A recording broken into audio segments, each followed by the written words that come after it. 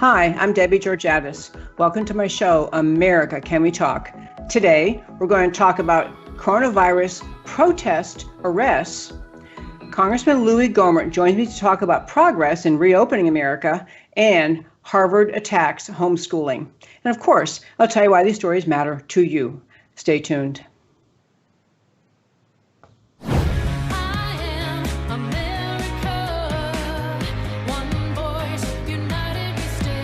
Debbie Georgatos, host of America Can We Talk, is an author, attorney, and political analyst whose mission is to inspire the American political conversation about preserving liberty in the best country on earth.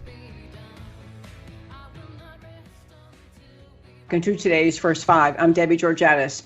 Well, we are still in the middle of our coronavirus shutdown, and I have frequently shared some stories related to the way that I think that we are over-regulating. We have very strident regulations in various portions of the country, from governors, mayors, and counties, and really restricting movement and freedom. And we also have conduct on the part of some officials in enforcing these regulations that is just kind of breathtaking. And I almost hated to share this story because it's from the great state of Texas. And we always think we're kind of the leaders of liberty. We're the ones in Texas that really understand the importance of personal liberty.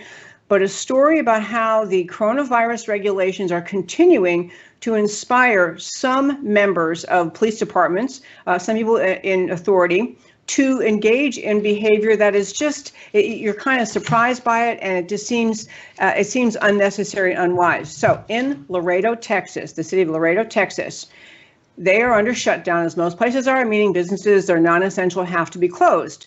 But as we're all discovering, many people cannot afford to remain closed. They need to have income. So two women in Laredo, Texas, who normally work at their beauty salon, were running a home salon. They were doing nails, doing manicures, and they were doing eyelashes, which I'm not even sure what that means. I guess putting on fake eyelashes. But in any case, these two women were doing this out of their home. If you can believe this, the Laredo police engaged in a sting operation. They went undercover. Officers went undercover to the house to pretend they wanted their eyelashes and fingernails done.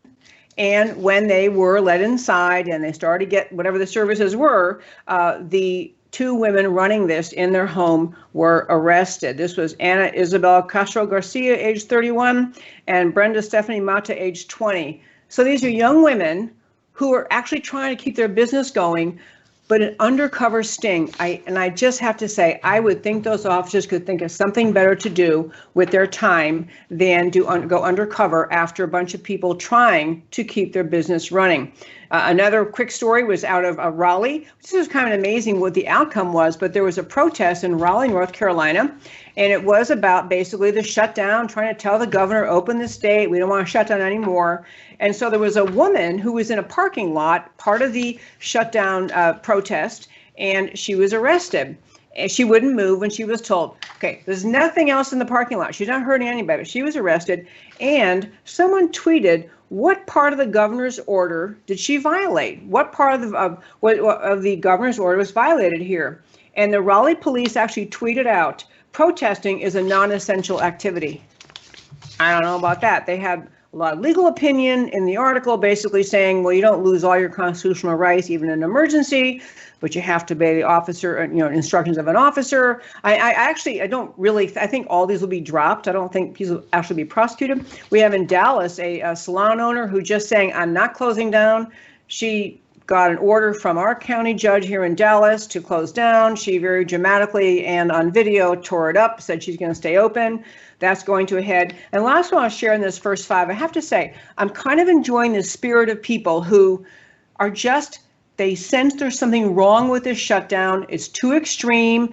It is not the only way to handle this. And they are concerned about it, not just America's economy nationally, which they should be concerned about, but their own livelihoods, their ability to earn money, put food on the table, feed their families, and they're just had enough. But the last story, and there are plenty more I could tell you, I may get to some more later, but the last one was out in California. Governor Newsom, which is they always call it the Socialist Republic of California, but he had a stay-home order, and I guess it was a really, really hot day in Southern California, and they, you're not supposed to go to the beaches, even though, isn't it true. I think that sunlight actually kills the virus. But in any case, at Orange County, at Newport Beach, people flocked to the beach anyway. And there were just so many people. What could they do about it? They just couldn't do a darn thing. So I have to say, I will continue working. We did a great show this past Monday, a couple of days ago, about other medical experts are talking about different ways we could be approaching this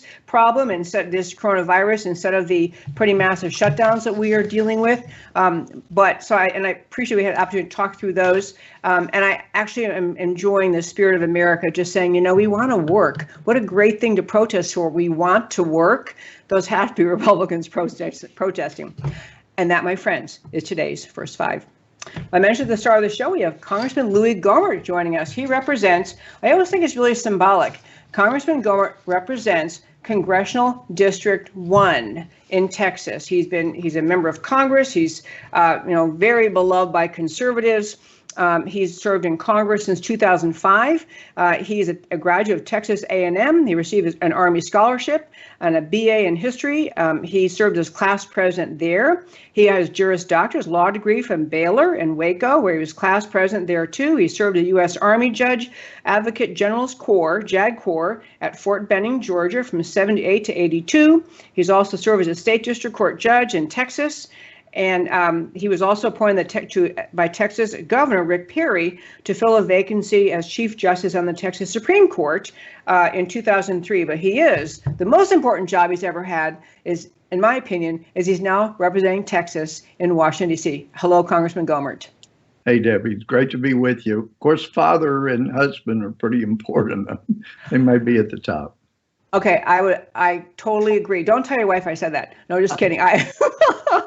I think you have a wonderful family. And yes, father and husband are very, very important things. But honestly, in this time when there's so much fear running around Washington, so much fear about the virus and the handling of it, and on my side of the aisle, Arkansas side of the aisle, concern about what the breakdown, the shutdown of the American economy is going to do to our country. It's going to impact the fall election. So tell me about first, Congressman Gohmert, just starting out in Washington, D.C., do you get a sense among the Republicans you are in touch with, are people concerned about how slowly we're trying to reopen the economy, or how are your colleagues feeling about what we're doing to reopen America? I think it's a big majority are extremely concerned that if we don't get things going again, we're going to end up not being able to. We'll bring down the country. We've never done this before. Shut down the country. You go back to the pandemic, the turn of the last century, that was tragic. Over 670,000 or so precious lives lost. But I can't help but wonder if maybe this is the first time in American history where we've allowed the federal government to shut things down, because maybe this is the first time in American history they have been so indoctrinated through schools and media that it's the first time people would have put up with it. I've reflected on the founders, guys that, as Dennis Miller said, were so upset over a tax on their breakfast drink, they went and risked being shot, burglarizing a ship and trashing their cargo. You think they would have reacted well if England had said, we're shutting everybody's business down for your own good because there's a disease we want to protect you from?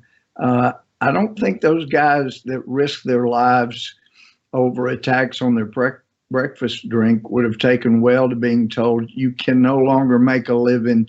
We'll get you by through government subsidies. So it is a very dangerous time. And we do want to take the coronavirus very seriously. And there are great advances, as I love this about America, great advances in trying to deal with this issue from a scientific standpoint.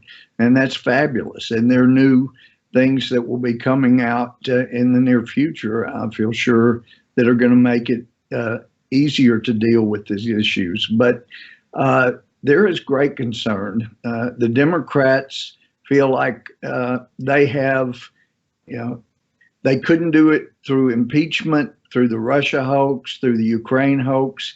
But now, I mean, some of them have paid lip service that this may be the one that we can use to bring down President Trump, or at least defeat him in November. So it's being seen politically by a lot of people, and not just to save Americans. Gee, this is the chance to bring down Donald Trump. Congressman Gohmert, I could not agree more. That was actually a great segue to my next question. I've been saying for weeks that the Democrats, is always wrong to say that the virus is a hoax, because the virus is real, it's horrible, people are suffering, and, Right. and we want to do everything we can to take care of it. You betcha. But the policy choices we made to respond to it, they are being milked and exploited by the left in this country to harm the economy, to harm the president, to grow government, to end up where you have people with, this is the Democrats' dream, a growing dependency class, people waiting for a check from Washington. I mean, so you share, I want to have you talk more about your sense of how the Democrats are exploiting this crisis. Well, it's the fact that Pelosi would sit on the bill for 2 weeks just to keep people's businesses afloat during this tragic time. And it is tragic. The loss of any life, the suffering that's gone with the coronavirus is tragic. And that leads us to other things that need to be done about China. So I'm hearing people who, even Democrats, that have been nothing but Russia. They're going, we really do need to deal with this, our reliance for critical things on China, not to the standpoint that they would go back and remove some of the bills they've passed in the House, putting off limits areas where we get rare earth elements so that we have to rely on China, which has really a monopoly in so many ways on so many products. We're about 85%. I was hearing a briefing on China, our Chinese reliance for medication, about 85% for the ingredients of our most important medications. That's all got to change. Now, one of the things I'm hopeful about is that maybe this wasn't the death knell, but it was a wake-up call that we need to wake up, because China has talked about for decades, and Mike Pillsbury's talked about this behind the scenes. Look, we know we'll never catch up to the United States. You're so far ahead of us. You have so much more going for you. But, we'll make noise and we'll try. No, the whole time they were planning on bringing us to our knees. And we've gotten indications with that on medication. Maybe we ought to just cut off the United States medication. That wakes up Republicans and Democrats. Everybody understands that is a threat. Some may get to the point eventually that it seems to be an economic act of war, but it is a threat to American lives. It's very serious. And we're starting to hear a little more of that from Democrats. After Pelosi delayed that bill for 2 weeks, we had a number of Democrats saying, you know what? This isn't good for America. We got too many people that either need to start their businesses back up or they need to be able to get this loan. So I'm hoping it's going to make a difference on both sides of the aisle in the end. I would love that idea. Your particular point about medications, we've on this show, we've had Rosemary Gibson, who wrote the China RX book, and other people talking about our dependency on China for medications. And one thing she points out, and I think you're alluding to it too, is China intentionally cornered the market on production of antibiotics. It wasn't like it just kind of naturally occurred through a series of events and deals. It was as people look back at it now, it was an intentional cornering of the market to where American manufacturers could not compete to create these pharmaceuticals at the same prices. China can produce things cheaper, so people want, and we just kind of went along with that, not realizing we were becoming so dependent on China. So I really hope there was a major turning of the corner on dealing with China and medications. I really do.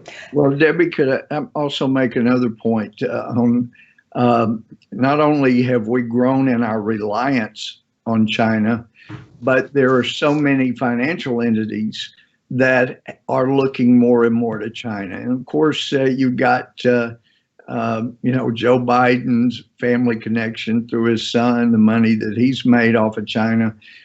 So many ways that China has corrupted our universities. Hopefully, there'll be a move that China can no longer participate in the results of testing on our college campuses. But one breathtaking thing right now, we have billions of dollars of federal employees' money in what's called the thrift savings account. And I know at one time there was a grand and glorious retirement package for members of Congress back, but somewhere around early 80s, that was changed. So members of Congress have the same retirement as every other federal employee. But all of that money that we set aside, all of that's in the thrift savings program. And the board, I believe there are 5, the majority of the board are still Obama appointees. President Trump has 3 to get the majority, but they have not been put in place. And the Democrat majority of the board governing the thrift savings account, that all federal workers in retirement, they have made a move. They're going to try to invest a huge amount of money in Chinese companies, including those that make their defense weapons and all kinds of things. These clowns are about to, unless the president's able to stop them, they're about to invest federal retirement money in the Chinese government companies that are at war with us or could someday be at war with us. We're going to use our money to fund enemy actions against us. That is insane. But hopefully President Trump will get his people in and stop it. But the problem is they could do that any day. They've set it up where they could make that investment any day. Just outrageous. It is outrageous, and I could not agree more. And it's an astonishing thing too. I've heard people, in fact, Gordon Chang said this on my show fairly recently, that all the time we invest more and more, whether the program you're talking about, other ways we invest in China, we really are enabling the Chinese Communist Party and its increasing tyranny that they, America thought, whatever it was, 20 years ago, that kind of China was going to open up. And if we invested more, we would help them see the beauty of freedom and free markets. And we kind of help them loosen the stranglehold of the Chinese Communist Party and the people. But actually, that hasn't happened. And the more money we invest in China, the more we enable their very repressive, tyrannical government to grow. It's so right. And some people on the other side of the aisle love to use the R word. They scream racist. This is not a racist matter with regard particularly to the investment. This is a matter of China being the one country that would be invested in if it goes through that doesn't allow information about the financial strength of these companies, where their money comes from. They don't allow any of the things that are required by Wall Street before you can make an investment like this. So it isn't racist at all. It's a matter of bookkeeping. We're prejudiced against investing in companies that don't allow us to know what their quarterly reports are, like we know in the U.S. And they're the one big country that doesn't allow that. We should never be investing where we can't know the background and the earnings and the losses, all of these kind of things. What are they investing in? So that's the explanation is why we ought to stop that until we get some kind of agreement with China and can make sure it's an enforceable agreement. Couldn't agree more. I want to go back to coronavirus while I'm thinking about this whole issue in Washington, because I feel like when the virus first came on the scene, to our awareness, we chose a policy that was designed to protect Americans. We did not want more people infected. People didn't know how bad it was. They didn't realize whether or not there was, where exactly it came from, whether it came from a bioweapons lab or the wet markets. They were concerned about what was built into the virus. But here we are, I don't even know how many weeks you count, 5, 6, 7, 8 weeks later. And more data are now available that show that the lethality rate is actually low. I mean, the people who actually pass on from it. Mm-hmm. And so there are people like, I've mentioned in the show, Dr. Katz from Yale, who's been saying we should have done this vertical interdiction, protect the susceptible, let everybody else go free. We've had Dr. Scott Atlas from Stanford, who's gone through making the same points. We've had Dr. I think it's Georgatos from Stanford. And so my point is, do you think any of those experts who are now saying, okay, we're not going to condemn anyone for the policy decisions we first made at the start, but here we are now, can we change course? Do you think any of those people are getting President Trump's ear or his team's ear where he might be willing to change course in America and pull back based on the idea we didn't have to crack down so hard to start with? Well, I'm not sure the extent to which he's hearing from doctors like you mentioned that I think deserve to be heard. It's one of the things, and it's really tragic. In the book Born Again, Chuck Colson talked about how once you come into the White House as president, it is difficult to hear from mainstream people across the board because you're in a bubble. Now, President Trump does better than most presidents we've had in the last 50 years about getting out and hearing from people individually. And I've never had I've served under 3 presidents, and I've never had one that was as keen to know what rank and file members of Congress think about things too. I mean, that's just fantastic. But when you hear from government doctors over and over who know nothing about the economy, and they don't seem to know about the psychological effect of the human on the human animal when they're isolated, they're put in solitary, even if it's in their own homes. You know, it's not like sending a kid to his room and he's got TV, stereo, internet, everything. You need that human contact, and we have been able to get a lot, just like you and I are doing here over the internet. But it's why some people say you ought to get, at least so many hugs a day. We need that interaction. We need that encouragement. And I don't know how the suicide rate is going nationally, but we do hear anecdotal evidence or indications at different places across the country where suicides are up and they're tragic. And even the decision that doctors could not do essential surgeries. And that's, I know in Texas that was decided from Austin, but I've been on conference calls, and one of them, a doctor said, I kept telling the guy, yes, he's in terrible pain, but it's not life-threatening, and he ended up killing himself. So,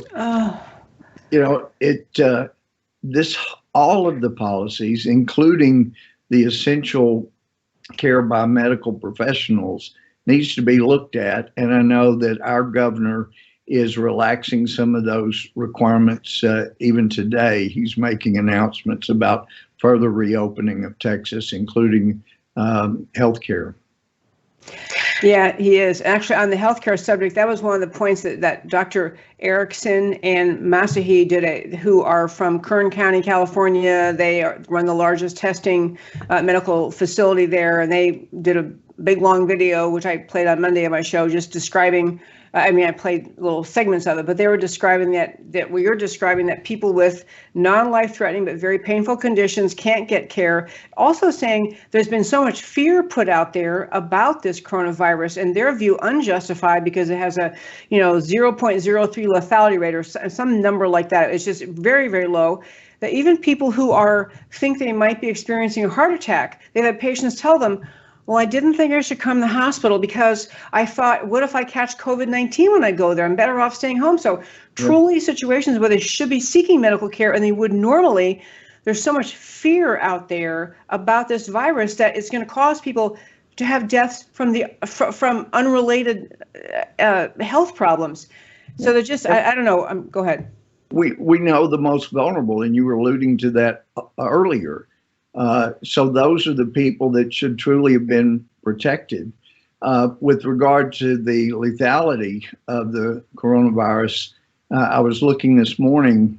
In Texas, the lethality is around, let's see, it's about 2.5%, which, as I understand it, is close to the mortality rate for most influenzas that we have seasonally and every season, including this year and next year.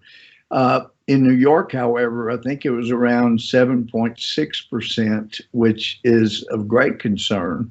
So whatever Texas is doing, it sounds like we're doing well, and whatever New York is doing doesn't sound like they're doing very well in bringing down the lethality rate. That is a serious matter. But those are all things to be taken in consideration. And I know you had concerns too that, gee, should we be so specific in the guidelines for who opens and who doesn't? And, they are, as the president said, guidelines. And so I have no problem with them being specific when they're guidelines, as long as they're not deemed to be the law. And you don't start having universal sting operations trying to see who's following the guidelines and who isn't. So those are all matters. They should be guidelines. They should be recommendations. But we should not allow this to bring down our country. Debbie, back after TARP, President Obama's first year in office, we had gone from, in 2006, I remember Democrats complaining, you're $160 billion in the red. There's no reason not to be balanced. And they were right, and they won the majority. And I think that was a part of it. So who would have thought just a few years later that we would go from 160 billion in the red to 1.5, 1.6 trillion in the red. And yeah, I know you remember because you've got such a great memory, but our debt got downgraded, and that normally causes the rates of our debt that we have to pay to go up. And now here in 1 year, in 1 month, we're going approaching 3 trillion in just a month or so, and that's on top of a potential 1 trillion that was we were looking at having in the red just from this annual budget.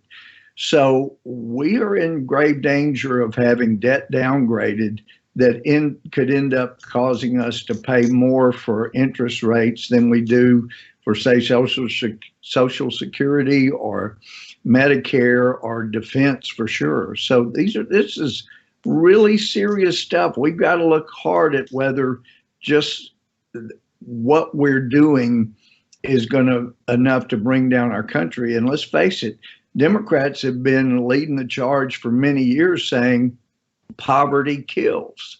And what is this stoppage of our economy doing? It's creating poverty. It's creating unemployment. It's creating all kinds of problems.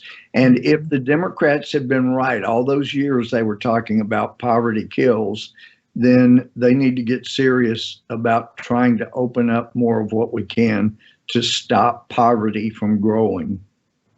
I love the argument, actually, that the way we speak back, because it has so far has seemed in the course of this coronavirus challenge that the spending is through the roof in Washington, and there's always more being asked for and Republicans are trying to contain a little bit and trying to direct the spending toward people actually harmed by this virus problem rather than, the Kennedy Center. But the Republicans are trying to be a little bit more contained. But I love your argument about afterward, we need to say, after the virus threat is gone, which I don't think it has to be as far away as people talk about, but we have to be able to say, we created tremendous poverty by shutting the country down. And the way to bring it back is to bring back our economy, bring back jobs, let people create. I hit one more point with you about this spending.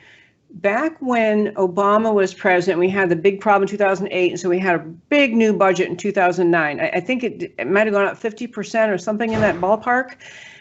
So what happened then, unfortunately, was that spending was high because big problem in the stock market.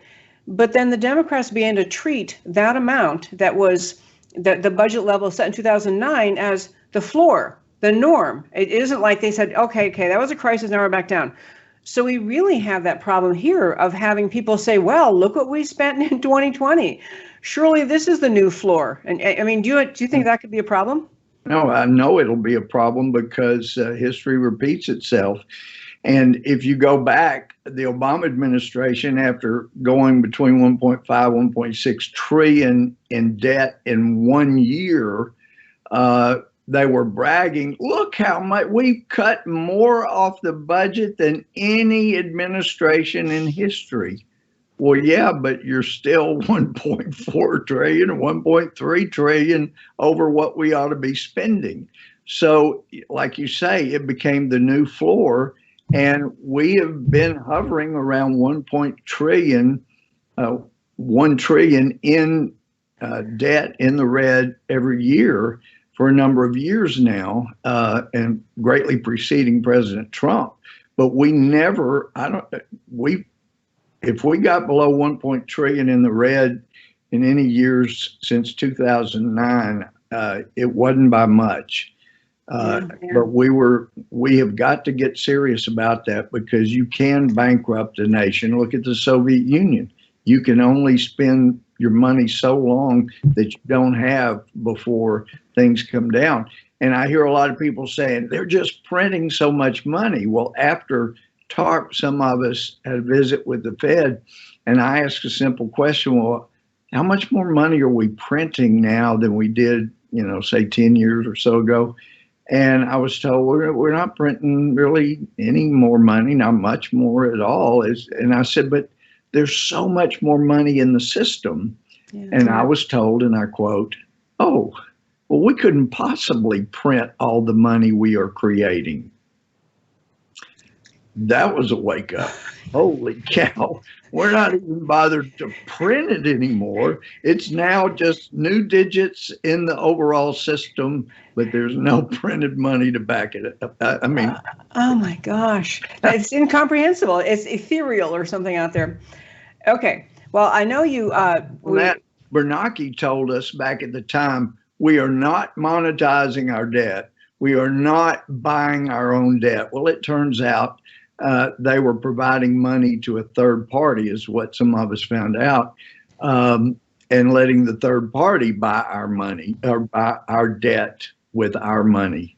So that was a little bit disingenuous to have heard that. Yeah. I feel like I say this every time I talk to you. One more question. Okay. I swear. And then, well, first of all, I am, generally speaking, you're saying that you think the tone of the president's guidelines is about right. I mean, we're not going to go through it page by page. I printed it out and read it. I mean, you think it's about the level where it should be? No, I think it is. I don't have a problem with it being specific, since they are guidelines. If they were more than guidelines, if they were orders from the president, then yes, I would have a huge problem with them. But since they're guidelines, and he's made clear that's what they are, and even, to the point that he can disagree with a governor when the governor opens things up, but he's not issuing a federal mandate to stop it. He just states his disagreement, and I think that's fine. But let the states and localities make their own decisions. That's the point I want to get to. I'm concerned, as we're talking about, kind of woven through our discussion, the left is going to try to hang this, the coronavirus problem, our response, the damage to the economy, around President Trump's neck and say this is all his fault. I think the more he can signal to America, I can do guidelines because I have these great experts here, but it's up to every state. And ultimately, it really is up to the governors, and then whatever they choose to do on down the ranks throughout their states. But that's the main thing I would love to have is a clear, this is the governors, this is on their watch, on their desk, right, what they do, because then we are closer to our own, we American people are closer to our own governors. We can put more pressure there to say, as we're trying to do in Texas, open up, this has got to end. Right. Okay, but that wasn't my last question. This really is. Okay, here, and that was this. I've heard about different groups in Washington, one from Heritage Foundation, one is Steve Moore and others created a group that's Save Our Economy or Save Our Country or something like that. So Are you aware of other, I mean, what they're trying to get at is, in this astonishingly, relatively speaking, short period, 8 weeks, we have gone through an amazing period in our country, amazing harm to our economy, a lot of things turned on their heads. And so people are saying we've got to do something. We've got to try to, we've got to look at all the aspects of these issues, all the challenges we have to face about spending and getting the economy working. Are you part of anything like that? Are you encouraging that? Are you involved in trying to help come up with some plan? I don't know whether that'd be the kind of thing you would do or not. Well, yeah, I mean, I'm not part of a group other than members of Congress that is pushing, but we have got to reopen more of our economy because the consequence of letting our debt get out of hand where we can't get back on top of it would lead to dramatic poverty. It would lead to having a totalitarian government take over. And it basically opens the door for Orwellian type totalitarianism to take effect. And so, and the loss of life, there's no country that has ever brought about the loss of life that communist countries have, particularly the Soviet Union and China. So, yeah, some estimate 20 to 30 million deaths on the hands of Stalin, but Mao maybe twice that many or more. So we don't really know for sure. We just know it was tens of millions. So it is serious, and we have had the best government that God could ever allow any country to have. Many of the founders said that as much when they came out of Independence Hall in Philadelphia. They thought they felt the hand of God. They came to an agreement that is made for the longest lasting founding document of any country ever. And so it has to be protected. We've already set a record for length under this Constitution, and it bears more protection now perhaps than we have ever provided. We cannot move down this road any further toward a totalitarian socialism. And that is a great and profound note on which to end. Congressman Louie Gohmert, thank you so much for taking time and joining me today. Thank you, Debbie. Great being with you. Great to see you, sir. Okay, stay in the fight. That's a choice. Okay, so friends, we are just so grateful that Congressman Gohmert is available today. I urge you to follow him if you don't on any social media. Follow he is among the most clear thinking, because of his background as a lawyer and as a judge and his immersion in the importance of the Constitution, one of the most clear thinking and articulate and passionate defenders of America and what this country is, which is the whole reason I do my show, is to defend the extraordinary, I always say the most unique experiment in human liberty ever to bless his earth. I want to wrap up the show today by telling one other quick story. We'll talk about, and it's kind of funny, as I've been saying the last several weeks, all we can really talk about, it seems like, is the coronavirus. But I do want to tell you a quick story about homeschooling and just an interesting things happening right now. Because the public schools are closed, so everybody's homeschooling now, and the school districts around the country are providing, a wide range of assistance. Some basically nothing, and some are giving kids some online sources, and some people are stepping up, and some people who do homeschool are trying to share with other parents who are now dealing with homeschooling for the first time. So there's renewed attention in a lot of quarters, a lot of places, that we have children being educated in their homes and educated by parents who, as part and parcel of teaching, American history and economics and government, are imparting their values. So it's a really interesting time. It turned out there was an article, Harvard University put out, which can only be called a hit piece, and it was published by a woman named Elizabeth Bartholet in the Harvard magazine. And she just basically came out and said, we have to fight homeschooling in this country. She didn't say outlaw it, but she really went on very much the offense, saying homeschooling is very dangerous for children. Homeschooling allows children to be trained by just their own parents, and these kids may end up not having, in her view, a healthy respect for the diversity of views, diversity of ideas. You know, these kids will be closed-minded. They will not be as able to integrate into society and to find their way in society. This whole idea that children who are homeschooled are deprived was her theme, and I got to wondering if, I don't know when she wrote this article, maybe she wrote it way ahead of time, but I got to wondering if it got, either that she wrote it or it got so much attention, because there are actually now more parents for the first time in a long time in our country on day-to-day basis having interaction with their kids and finding out what the kids are learning in school, finding out what they've been talking about. I can imagine parents saying, you know, they told you what about George Washington? They said, what about our founding? You could imagine parents for the first time engaged in homeschooling, realizing, wow, I didn't know the schools were teaching my kids this stuff. But back to her article, she's basically saying that kids coming from homeschooling are going to end up with, unable to function in life and unaware of the diversity of views and not having all the social values of modern society, blah, blah, blah. So it's really a very, very harsh slapdown.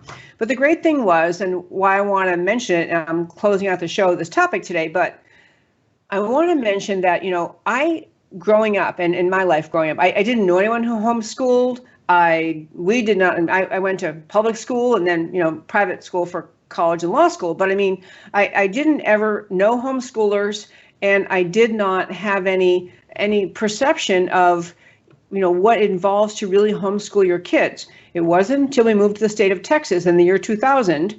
My husband and I came here in 2000, and our kids were still, they also, I never homeschooled. I never even thought about it, but I appreciate they got a good quality education at the school where they went to around here.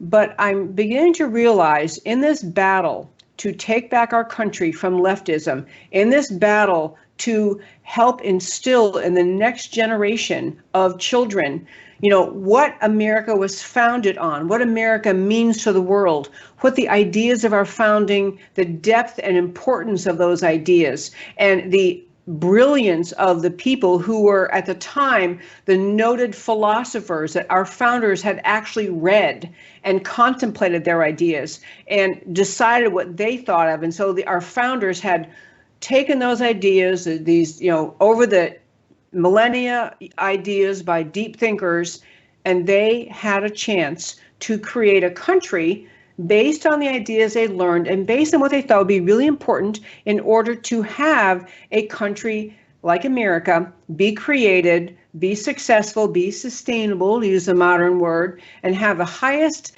commitment to the individual right to freedom that was possible, consistent with having an ordered liberty and ordered society. So I think that those ideas are instilled in by homeschoolers in homeschooled children far more than they are ever instilled in the public schools and even in the colleges. I mean, here's this woman at Harvard complaining about the lack of diversity and viewpoint when college campuses, Harvard included, and other Ivy League schools and just other colleges are at this era in our history filled with socialists, filled with people who are the economics professors, the government professors, the history professors, who are very, very supportive of communist-style government, socialist government, very driven to inspire young people to hate the idea of America, to hate the idea of individual liberty, to hate the idea of a society rooted in faith in God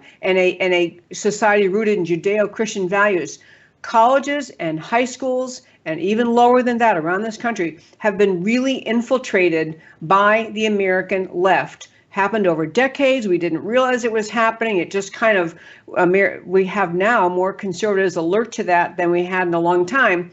But the schools had become overwhelmed with leftist thinking, which by leftist thinking, I mean disdain for the idea of freedom, of free markets, of capitalism, of the idea of a country rooted in religious faith, of the idea of the importance and the beauty of the First Amendment, all of the freedoms guaranteed. All these ideas are antithetical to the leftist mindset. The leftist mindset is collectivist, it is government, it's oriented around government control of society. It likes and seeks more control over society. So I'm getting around to saying, I think that this Harvard article and other disdain for homeschoolers comes in large part from their perception that, we're trying to instill, these educators are trying to instill left-wing values, collectivist, socialist, communist ideas in America's youth from kindergarten through grad school. And we have these homeschoolers who are getting in the way. These homeschoolers are instilling these values we're trying to beat out of the kids. We're trying to ignore. Homeschoolers play a vital role in this country, even though I didn't homeschool my own kids. I wasn't homeschooled. And most of my friends, I only know a few people who did homeschool their kids.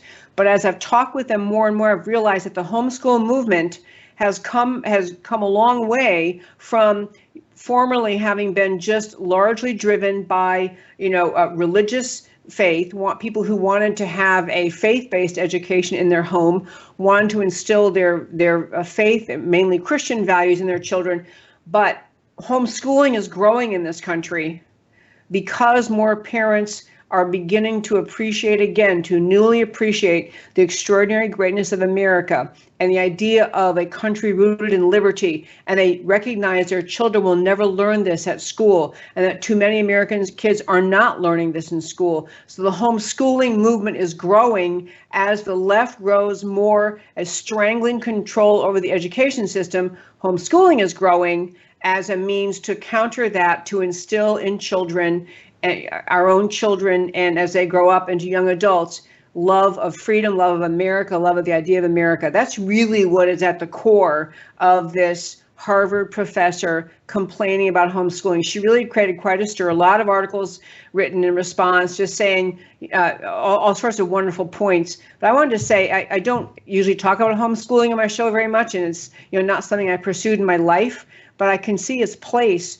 in the kind of American political conversation to be a force that pushes back against the leftism that has invaded and really overtaken most college campuses. The high school curriculum, which your kids learn in high school and junior high school and elementary school, what they learn from the public education system is often very left-wing. And so this woman is complaining about it. And I especially think it's interesting because right now, everybody's a homeschooler now. I mean, everyone's having to homeschool. And maybe it's an opportunity for more parents to decide, I think I kind of like this. I think I want to help shape my kids' views. They might be learning things that their kids tell them that they don't have, that they didn't even realize was being taught to them. And of all places, Harvard, one of the bastions of leftism in this country, academia, intolerant of conservative ideas, intolerant of religion, intolerant of the idea that religion plays a central role in creating values and creating our country,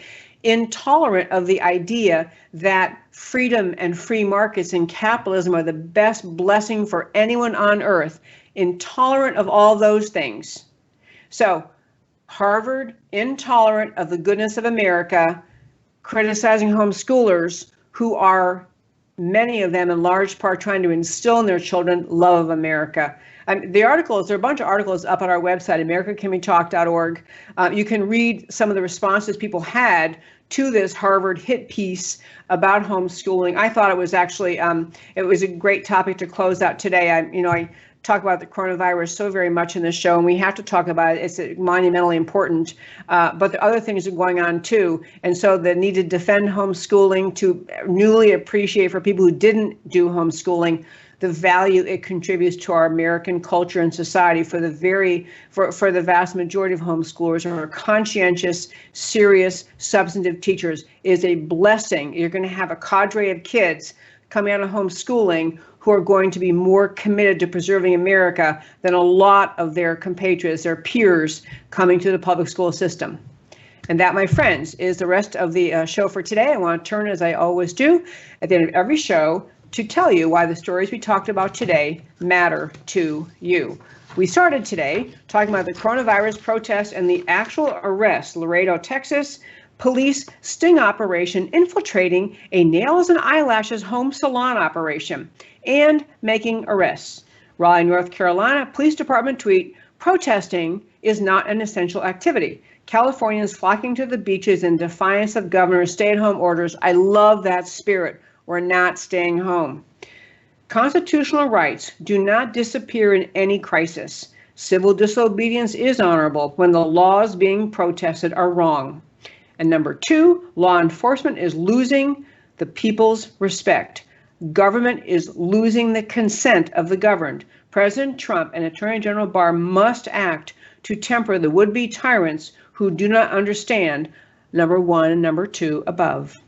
And on Congress's sentiment, and Honorable Louie Gohmert speaking with us, the House Freedom Caucus must continue to speak out. Freedom must be front and center in the American recovery plans. The White House reopening guidelines are very specific and they're very limiting. I don't know, do they credit enough weeks of changing facts on the ground and conflicting medical opinions about how to respond to this virus? I urge you again, if you didn't hear the show on Monday, go back to my Monday show and listen to the segment in which I played a very short portion of a brilliant video presentation given by 2 doctors in California, Dr. Daniel Erickson and Artil Masahi. Both of them were trying to say we did not react properly, fully, the way we should have to this virus. They aren't criticizing Fauci, but they're saying we've got to change direction. You got to listen to that whole tape. I am questioning on the White House guidelines if they could be more open, but getting a second opinion is timeless wisdom for anyone facing a dangerous health diagnosis. Why hasn't it been followed by President Trump for the national diagnosis? Multiple highly credentialed medical experts say end the shutdown. And the last thing, in Harvard attacking homeschooling, there's a surge of homeschooling during school closures. And does this scare the Harvard elites? Children won't be exposed to a divergence of views. Seriously, really, as if Harvard represents or teaches a divergence of views? Harvard's antagonism toward homeschooling is transparent and it is absurd. A window on leftist commitment to use our schools as instruments of leftist indoctrination. There is little genuine divergence of views taught in most public schools, and too commonly what is taught is anti-Christian, anti-American, leftist ideology. And this just may be a pandemic silver lining, awakening to the indoctrination purposes of the left. And that, my very fine friends, is America Can We Talk for today. You can email me at americacanwetalk@gmail.com. You know what to do on social media. Do all of the above, please. Like, share, subscribe, comment. Love the American political conversation about preserving this country. If you enjoy listening to the show, go to the website, americacanwetalk.org. Hit the subscribe button. You get the once-a-week email from me every Friday with links to the stories we talked about and links to articles we've written. And also on that homepage, you can donate to this show. My show survives entirely on donations from listeners. So if you love this show, you'd like to help keep it on air, please consider making a one-time or a recurring donation to keep America Can We Talk rolling, because I don't ever want to stop talking about preserving this extraordinary, precious country, America. I'm Debbie Georgatos. This was America Can We Talk, where I always talk truth about America, because America matters. And I'll talk to you next time.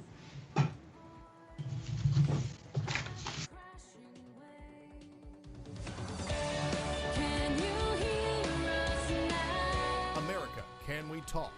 Truth about America. Can you